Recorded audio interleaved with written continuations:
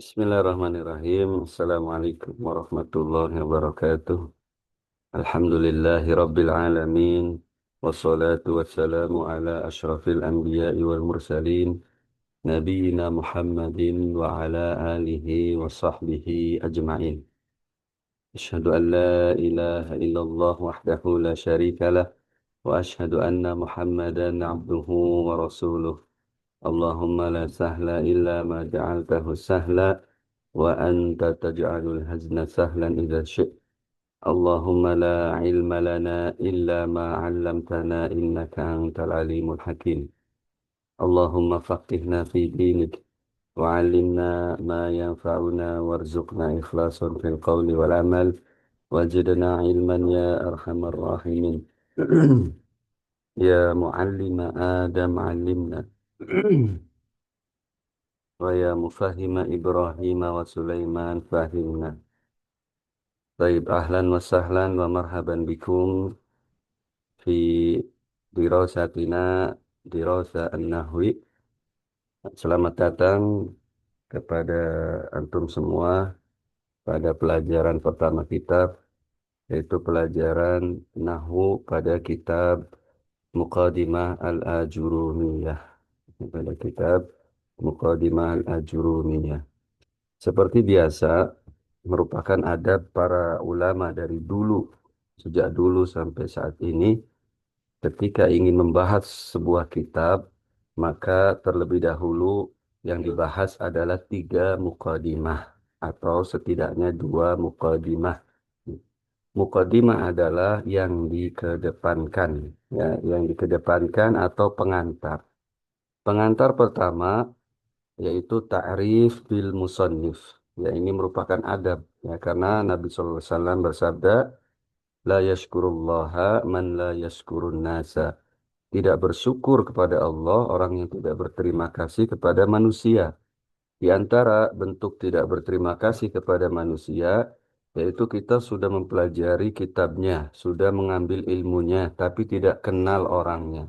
Tidak mengenal siapa penulisnya, lahirnya tahun berapa, wafatnya tahun berapa. Ini merupakan tidak adab dan bisa menghilangkan keberkahan dari belajar kita. Ya. Maka yang pertama harus kita ketahui adalah ta'rif bil musannif, mengenal penulis kitab ini. Yang kedua, ta'rif bil musannaf, mengenal kitab yang akan dibahas. Yang ketiga, Mabadi al-Asyarah, ya. Al-Mabadi al-Asyarah, yaitu 10 pengantar tentang ilmu yang akan kita pelajari. Ya. Kita langsung ke yang pertama, muqaddimah yang pertama, yaitu ta'rif bil musannif. Ya. Cara belajar kita, ya, saya akan menjelaskan dengan penjelasan yang ringan, bukan penjelasan yang mendalam. Dan cara belajar itu yang efektif adalah yang pertama dihafal, dihafal matannya. Itu yang efektif, ya, yang pertama dihafal. Kalau kita lemah dalam menghafal, maka sebaiknya jangan sampai kita tidak mencatatnya. Ya, jadi kalau kita merasa kita tidak bisa menghafal, maka sebaiknya kita menyiapkan catatan dan mencatat semua faidah yang disampaikan, ya, agar tidak lupa. Ya. Yang pertama yang perlu kita ketahui berkaitan dengan penulis kitab ini ada tiga hal. Yang pertama nasabnya, ya. Yang kedua tahun lahirnya. Yang ketiga tahun wafatnya. Ya. Nama penulis kitab ini adalah Muhammad bin Muhammad bin Dawud. Ya, saya ulangi, namanya Muhammad bin Muhammad bin Dawud. Ya, nisbahnya As-Sinhaji. Ya, nisbahnya Sinhaji. Ada juga yang membaca Sonhaji. Ya, ada yang membaca Sonhaji. Tetapi yang lebih fasih menurut Imam Asyuyuti dibaca kasroh Sinhaji. Ya, As-Sinhaji. Ya. Kunyahnya adalah Abu Abdillah. Kunyahnya Abu Abdillah. Tapi yang lebih terkenal, lebih masyhur dengan kunyah Ibnu Ajurum. Ya, ini lebih masyhur dengan kunyah Ibnu Ajurum. Ya, jadi ada yang mengatakan Muhammadnya itu empat. Ya, ini perbedaan pendapat para ulama tentang nasab beliau. Ada yang mengatakan namanya Muhammad bin Muhammad bin Muhammad bin Muhammad bin Daud empat kali. Tapi yang lebih kuat adalah Muhammad bin Muhammad bin Daud. Ya, nama beliau Muhammadnya dua. Nama beliau Muhammad, nama abinya adalah Muhammad, nama kakeknya Daud. Ya. Sinhaji adalah nama nama sebuah tempat di Maroko, ya. Sinhaja, ya, kabilah Sinhaja. Ya, kemudian dia dikenal, kenapa dia dikenal dengan Ibnu Ajurum, ya. Kemudian kita sekarang em, ingin menjelaskan apa makna Ajurum dan bagaimana cara membaca Ajurum, ya. Cara membaca Al-Jurum, ya, kitab ini makanya kitab ini dinisbahkan kepada beliau jadinya kitab Al-Ajurumiyah. Ya. Ada yang mengatakan seperti Imam Suyuti, ya, mengatakan bahwa hamzahnya mamdudah dipanjangkan. Jadi Ajurum, ya, jimnya di dhammah kemudian tasdid. Ajurum. Ada juga yang mengatakan seperti Ibnul Hajj mengatakan hamzahnya ini maksuroh bukan dipanjangkan. Jadi ajrum gitu, ajrum. Ya, ini Ibnul Hajj ya. Dan ada juga yang mengatakan roknya huruf roknya di kasroh jadi ajurom. Ini juga yang dipegang oleh Syekhuna eh, Syekh Al-Utsaimin hafizahullah taala. Beliau mengatakan ajurom. Tapi yang masyhur ya, yang terkenal dan yang paling banyak orang menyebutnya adalah Ajurum. Ya, jadi Ibnu Ajurum. Apa makna Ajurum? Ajurum ini diambil dari bahasa Barbar, ya, bahasa Barbar. Maknanya adalah al-fakir, al-faqih, as-sufi. Jadi orang yang sudah tua dan miskin taat beribadah itu maknanya ya. Rojulun solih ajurum itu. Ya. Kemudian yang kedua, mauluduhu. Ya, mauluduhu. Lahirnya. Jadi kapan Ibnu Ajurum dilahirkan? Kata para ulama bahwasanya beliau dilahirkan pada tahun 672 Hijriyah. Ya, pada tahun 672 Hijriyah. Bersamaan dengan tahun wafatnya Imam Ibnu Malik. Bersamaan dengan tahun wafatnya Imam Ibnu Malik, Sohibul Alfiyah. Penulis kitab Nahu juga yang judulnya Alfiyah Ibnu Malik. Ya.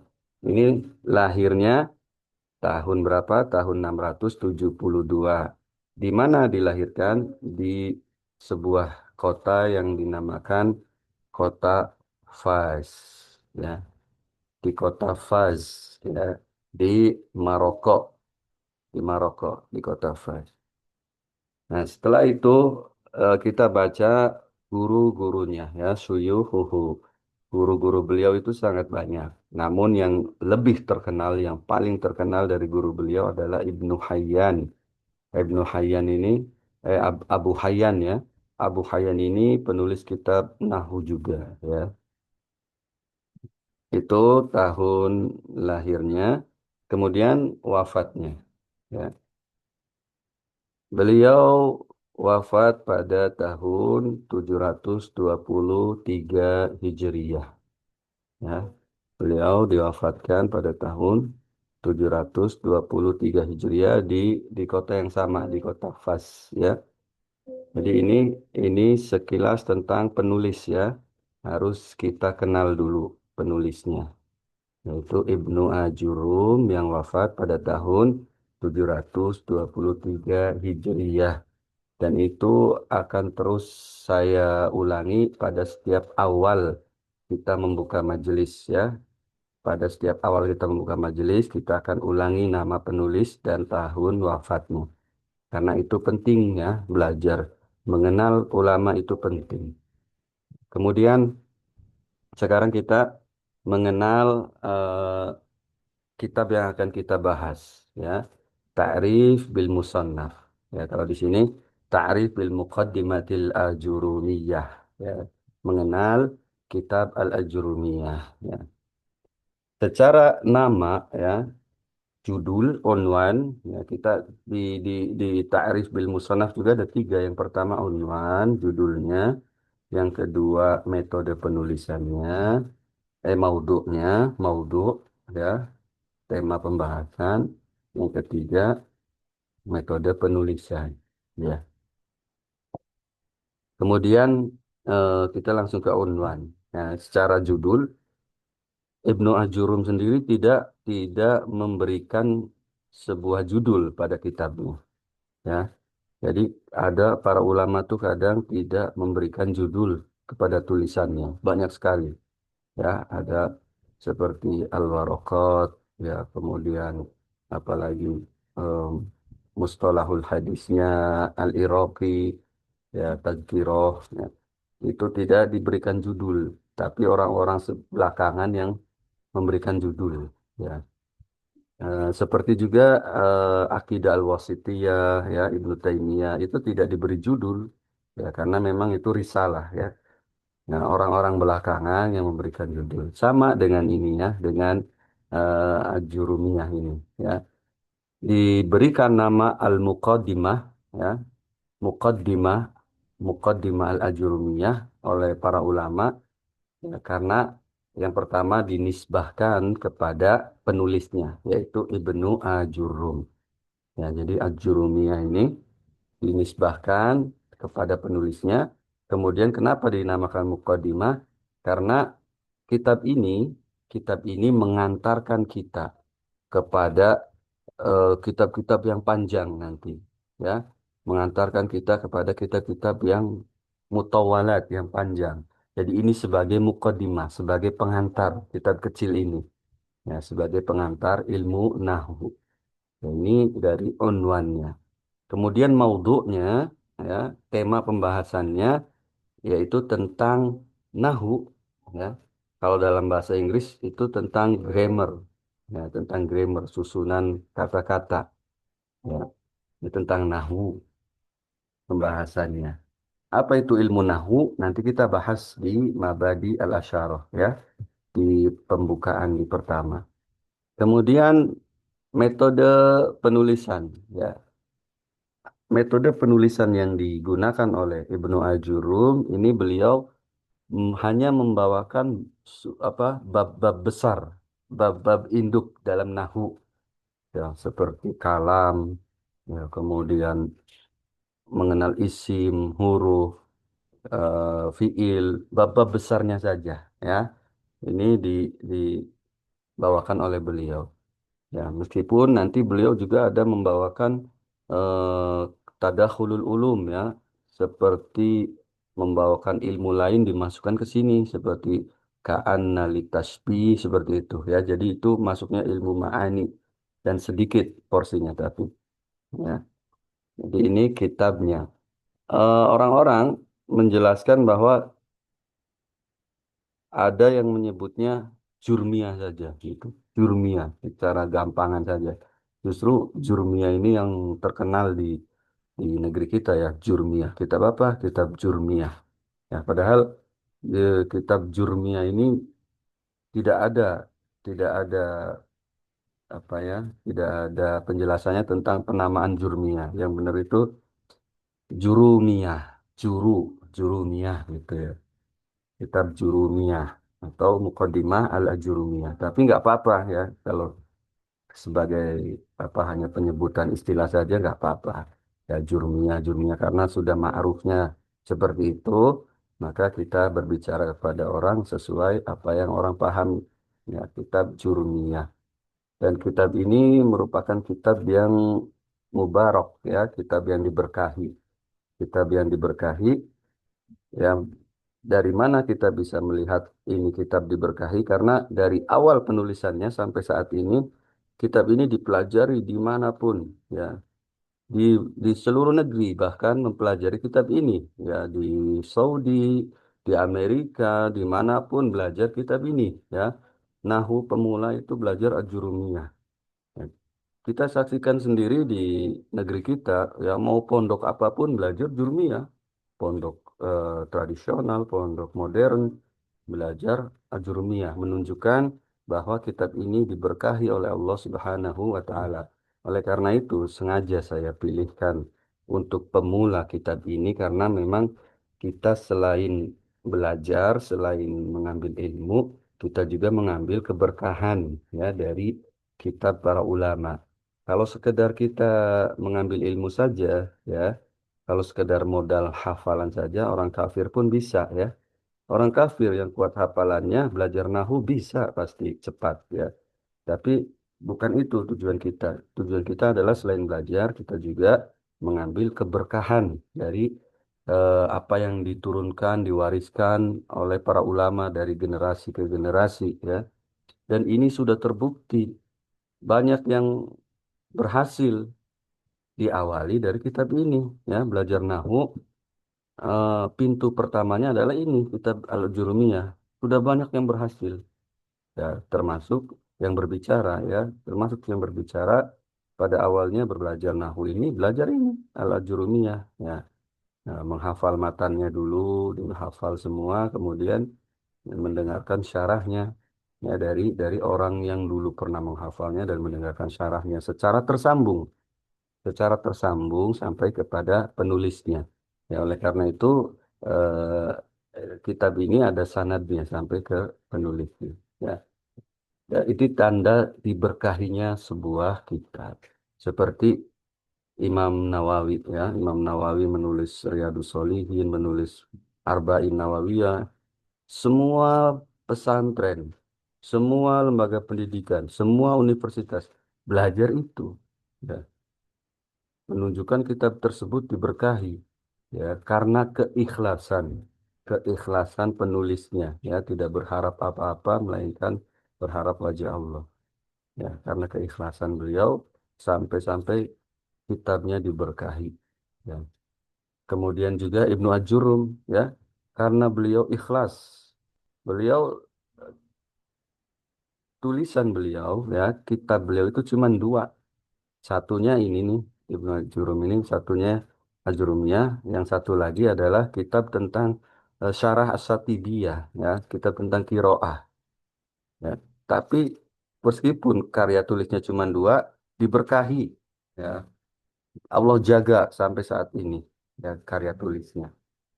Nah, dikisahkan bahwa kitab ini ditulis di samping Ka'bah, ya.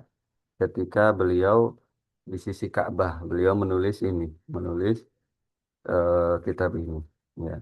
Kemudian juga dihikayatkan, ya, ini hanya hikayat, jangan ditarik kemana-mana, bahwa dihikayatkan bahwasanya setelah beliau selesai menulis, beliau lemparkan tulisannya ini ke laut, ya. Beliau lemparkan tulisannya ini ke laut sambil beliau berkata, "Ya Allah, apabila saya menulis ini karena Engkau, maka jadikan tulisan ini tidak terkena air, tidak basah," gitu, ya. Nah, maka dilemparkan ke laut dan tulisannya itu tidak basah, ya. Ini hanya hikayat, ya. Nah, ini kalau kalau antum semua bisa baca, ini anak kasih apa namanya ciri di sini nih, ya. Nah, wahaka aidon anahu lamma alafahu alqahu fil bahr, ya, alqahu fil bahri. Waqala in kana khalisan lillahi fala yabul. Kalau ini benar-benar ikhlas karena Allah, ya, maka tidak basah. Fakanal amru kadzalik. Maka ternyata tidak basah. Ya. Nah, antum bisa baca-baca lagi nanti di rumah, ya. Ini saja tentang ta'rif bil musannaf. Selanjutnya Mabadi al-Asyarah. Ya, ini sangat penting pada pembelajar pertama. Ini sangat penting karena kebanyakan orang ingin belajar tapi dia tidak tahu apa yang akan dia pelajari. Ya, dia nggak tahu ilmu apa yang akan dia pelajari, bagaimana cara mempelajarinya, seberapa lama kira-kira dia mempelajarinya. Ini harus diketahui di awal ya, supaya seseorang itu bisa memilih ya, oh ini ilmu ini tidak cocok buat saya karena saya udah usia segini, tidak tidak harus belajar ini dan lain-lain. Ya, Mabadi al-Asyarah disebutkan oleh Muhammad bin Ali As-Sabban dalam Hasyiah ala Syarhil Asmuni. Beliau merangkumnya dalam 3 bait syair. Kata beliau, Inna mabadiya kulli fannin asyarah, al-haddu wal mawdu'u thumma thamarah, wa fadluhu wa nisbatu wal wadi' wal ismul istimdadu hukmu syari' wal ba'di bil ba'du wal ba'du bil ba'di iktafa wa man daral jami'a hazas syarafa. Nanti antum bisa searching di internet ya, Mabadi al-Asyarah, syairnya lalu dihafalkan. Ini bagus ya buat pembelajar. Ya. Kata Muhammad bin Ali As-Sabban, kata beliau sesungguhnya ya, pengantar pada setiap disiplin ilmu itu ada 10, kata beliau. Yang pertama had. Had itu definisi. Ya. Had itu definisi. Nah, sekarang kita akan mempelajari ilmu apa? Ya. Al-haddu. Ya, had dari ilmu nahwu itu apa sih? Ya, hadnya, definisi ilmu nahwu itu apa? Nahwu secara bahasa ada 6 makna ya. Qasdun, wa mislun, wa jihatun, wal miqdaru. Ya. Qasdun yaitu maksud. Ada juga misal. Misal misalnya Muhammad nahu abihi. Muhammad itu seperti bapaknya gitu. Ya seperti itu ya. Muhammad nahu abihi. Muhammad seperti bapaknya. Kemudian had secara istilah, definisi secara istilah adalah ilmun bil qawaid yu'rafu biha. Ya. Ilmun bil qawaid yu'rafu biha awakhiril awakhiral kalimi. Ya. I'raban wa binaan. Ya. Sebuah ilmu yang mempelajari tentang kaidah, ya, tentang kaidah-kaidah yang dengan kaidah tersebut kita dapat mengetahui kondisi atau harokat akhir dari sebuah kalimat. Harokat akhir dari sebuah kalimat, apakah dia terkena i'rab atau dia terkena bina. Ya, itu ya. Jadi saya ulangi, ilmun bil qawaid yu'rafu biha awakhiril kalimi awakhiril kalimi i'raban wa binaan. Sebuah ilmu yang mempelajari kaidah-kaidah yang dengan kaidah tersebut ya diketahui harokat akhir dari sebuah kalimat, apakah itu terkena i'rab atau terkena bina. Ya. Apa itu i'rab, apa itu bina? Nanti kita akan masuk mempelajarinya. Ya. Mohon dicatat ya. Yang ketiga samaroh, maudhu'nya. Yang kedua maudhu'nya. Maudhu itu objek pembahasan. Apa yang dibahas di ilmu ini? Ya, objeknya itu apa? Kalau ilmu kedokteran kan objeknya tubuh manusia. Ya. Kalau ilmu nahu, objeknya adalah kalimatul arabiyah. Ya, kalimatul arabiyah hala tarkibiha. Ya. Kata-kata dalam bahasa Arab, ya, kata-kata dalam bahasa Arab ketika sudah tersusun. Nah, ini jadi objek nahu. Ya. Karena kalau kata doang, ya, satu kata doang itu tidak bisa menjadi objek nahu. Ya, misalnya kitabun, satu kata. Tolong eh, digali dari ilmu nahu, nggak bakalan bisa ketemu. Ya, karena itu masih satu kata. Ya, kalau satu kata itu ranahnya sorof. Ya, kalau satu kata itu ranahnya sorof. Misalnya satu kata nih, kata ba. Ya, sorof yang bermain di situ. Ya, kenapa ka, kenapa tak, kenapa ba gitu. Tapi kalau sudah tersusun minimal dua kata, misalnya kitabun jadi dun. Nah, ini sudah menjadi objek nahu ini. Kalau sudah kitabun jadi dun. Ya, ini sudah objek nahu. Ya, jadi objek pembahasannya adalah kalimat-kalimat dalam bahasa Arab, kata dalam bahasa Arab yang sudah tersusun, ya, yang sudah tersusun. Kemudian samaroh, ya, buah dari mempelajari ilmu nahu ini apa buahnya? Buahnya banyak, ya. Yang pertama kata para ulama, saunul lisan an khata'in nutqi, ya, menjaga lisan, menjaga lidah dari salah ucap, ya, ketika ngomong bahasa Arab, ya. Orang yang tidak bisa nahu pasti salah ucap dalam dalam ngomong bahasa Arab itu, ya, karena dia asal-asalan. Yang kedua, saunul banan an khata'il khatti, ya, menjaga jari jemari dari salah nulis, ya. Orang yang belum belajar nahu, tidak bisa nahu, pasti salah nulis, ya. Salah dia memberikan harokat atau memberikan ya atau wau, ya, karena dia tidak tahu. Kemudian saunul janan an khata'il fahmi, ya, menjaga hati, menjaga hati dari salah paham, ya, ketika membaca teks, ya, literatur Arab, ya, hati kita nggak salah paham, ya, otak kita nggak salah paham, atau ketika mendengar orang berbicara dengan bahasa Arab kita nggak salah memahaminya. Nah, jadi buahnya ini sangat besar. Nah, ini buah di dunia, ya. Kemudian wafadluhu fadl, fadlnya itu keutamaan di akhirat, ya. Ya, ilmu nahu ini memiliki keutamaan yang besar karena ilmu nahu ini pelayan dari ilmu akidah dan ilmu fikih. Ya, jadi semua ilmu-ilmu ini membutuhkan ilmu nahu. Ya, kita nggak mungkin bisa belajar agama tanpa melewati nahu dulu, karena nahu ini mengambil bagian besar, ya, untuk memahami agama Islam, untuk memahami ilmu mustalahul hadis, untuk memahami ilmu fikih, untuk memahami ilmu akidah, untuk memahami ilmu tafsir, ya, kita membutuhkan nahu, ya. Jadi nahu ini mengambil bagian besar, ya.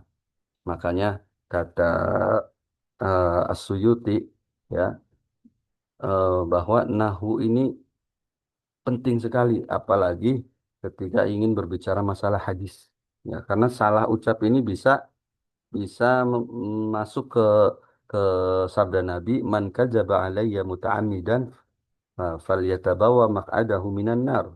Ya, siapa yang berdusta atas namaku dengan sengaja, maka ambil tempat duduknya di neraka. Ya, kalau salah ucap, kan Nabi nggak ngomong gitu, tapi kita ngomong tidak seperti Nabi. Nah, maka berdusta atas nama Nabi. Makanya kata penyair, an-nahwu zainun lil fata yukrimuhu haitsu ata. Man lam ya'rifin nahwa fa haqqahu ayyaskuta. Nah, ini dua bait syair yang sangat agung, ya. Kata penyair, an-nahu zainun lil fata. Nahu itu perhiasannya pemuda-pemudi. Ya, perhiasannya para pemuda dan pemudi. Yukrimuhu haitsu ata. Dengan ilmu nahu, ya, ilmu nahu ini akan memuliakan mereka. Bagaimanapun latar belakang mereka, dari manapun asal nasabnya, asal keluarganya, ilmu nahu akan memuliakan mereka. Ya. Man lam ya'rifin nahwa, barang siapa yang belum tahu tentang nahu, belum belajar nahu, fahaqqahu ayyaskuta, maka wajib atasnya untuk diam. Ya, luar biasa, ya. Sekarang kita saksikan di zaman kita ini, ya, zaman yang semua orang bebas berbicara karena punya akun medsos sendiri, punya akun YouTube sendiri. Kita saksikan orang-orang yang belum belajar nahu, sok-sok ngomong agama, ya. Sok-sok ngomong agama, sok-sok ngomongin masalah yang besar-besar.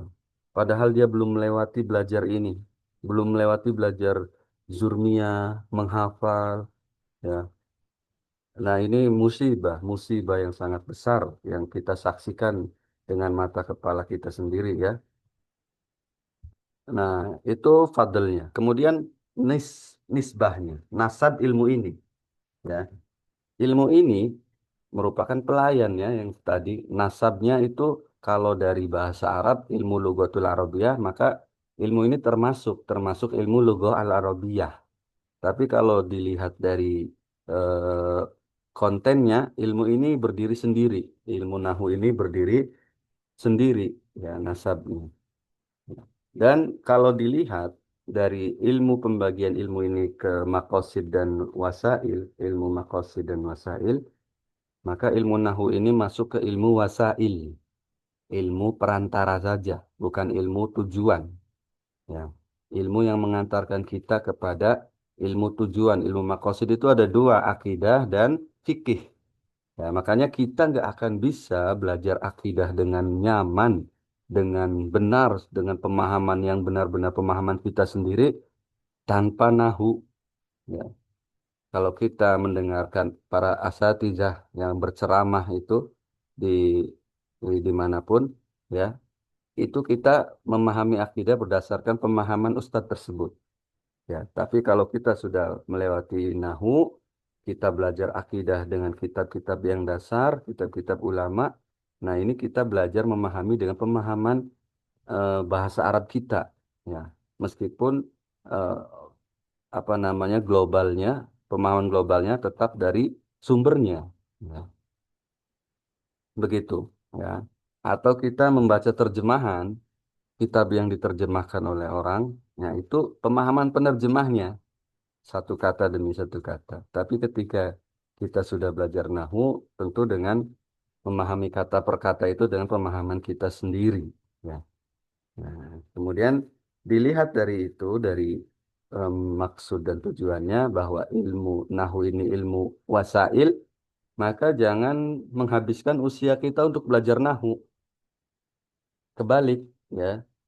Kalau kita meninggalkan hal-hal yang diwajibkan kepada kita yaitu ibadah sehari-hari dan mengenal Allah, man rabbuka wa ma dinuka wa ma nabiyuka, itu yang wajib dan wajib-wajib sangat wajib kita tinggalkan, malah kita sibuk belajar bahasa Arab, belajar nahwu, itu kebalik, ya.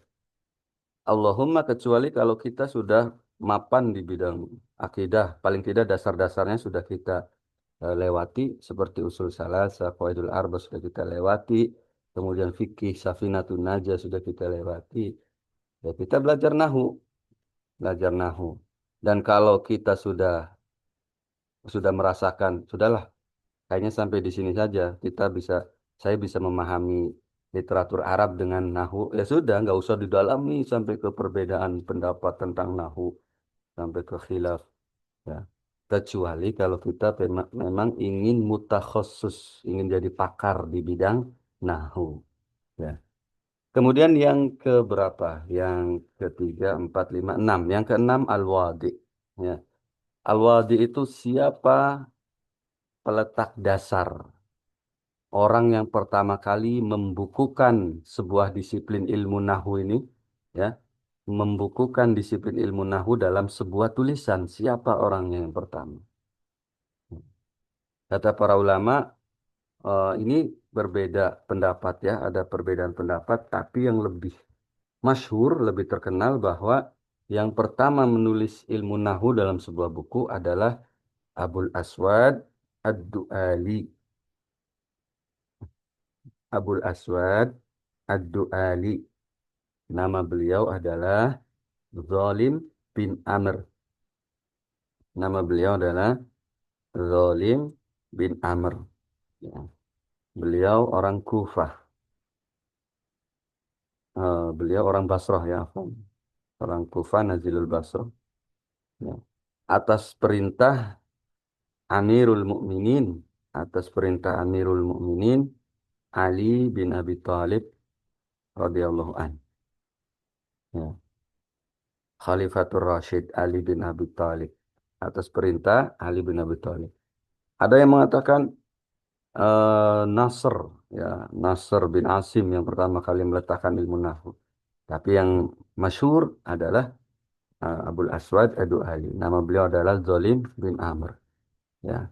Beliau satu zaman dengan Nabi, tapi belum pernah melihat Nabi Shallallahu Alaihi Wasallam, sehingga beliau disebut tabi'in muhadram. Ya, tabi'in muhadram. Ya. Beliau tidak pernah melihat Nabi SAW, tapi beliau berislam, Islam ketika zaman Nabi. Ya. Nah, ketika beliau ingin ke Madinah dalam perjalanan, Nabi sudah wafat. Jadi tidak dinamakan sahabat. Ya. Apa sebab penulisan beliau? Ya. Apa sebabnya? Kenapa beliau menulis ilmu nahu? Ya, pada saat itu ilmu nahu masih bercampur dengan ilmu tajwid, ilmu sorof, ilmu balaghah dan lainnya. Ya, masih satu satu ilmu Arabiah namanya. Ya. Sebabnya adalah mukhalafatul ujmah. Ya, jadi pertukaran orang-orang ajam. Orang-orang ajam tuh udah bergaul. Jadi bergaulnya orang Arab dengan orang ajam, orang non-Arab. Sehingga bahasa bahasa ajam itu diserap oleh bahasa Arab. Ya. Dan bahasa Arab aslinya hampir hilang, hampir punah. Itu pada zaman Ali bin Abi Thalib ya. Pada zaman itu orang-orang sudah banyak lahan. Orang Arab itu sudah banyak lahan. Lahan itu apa? Lahan itu salah ucap. Ya, salah ucap. Puncaknya ada pada satu malam beliau di depan teras rumahnya dengan putrinya. Ya, putrinya mengatakan, Ya abati, ma ajmalus sama'i. Ya, ma ajmalus sama'i. Nah, sehingga ketika di domah ajmalu dan sama'inya di kasroh, ini menjadi kata tanya, istifham. Apa yang paling indah di langit itu? Kata putrinya. Dan ditangkap oleh Abul Aswad, apa yang paling indah di langit? Sehingga Abul Aswad menjawab, Ya binti nujumuha, wahai putriku, yang paling indah adalah bintang-bintangnya. Karena pada saat itu sedang terang bulan dan banyak bintang ya, tidak ada awan. Maka kata putrinya, bukan itu maksudnya. Ya, maksudnya saya ingin memuji betapa indahnya langit malam ini. Maka kata Abul Aswad, oh, kalau begitu, buka mulutmu. Nah, faftahi fuki. Ma ajmalus sama'a gitu. Ma ajmalas sama'a. Buka mulutmu gitu. Nah, itu lahan salah kasroh doang bisa bermakna lain ya. Nah, sampai di sini ya ini karena sudah dibatasi waktu. Nanti kita akan lanjutkan di pertemuan berikutnya Mabadi al-Asyarah ya. Di Mabadi yang keenam kita akan lebih lebarkan insyaallah taala pada pekan depan ya. Nas'alullah ta'ala an yu'allimana mimma yanfa'una wa an yanfa'ana bima 'allamana innahu waliyyu dzalika wal qadiru 'alaih. Subhanaka Allahumma wa bihamdika asyhadu an la ilaha illa anta astaghfiruka wa atubu ilaik. Assalamualaikum warahmatullahi wabarakatuh.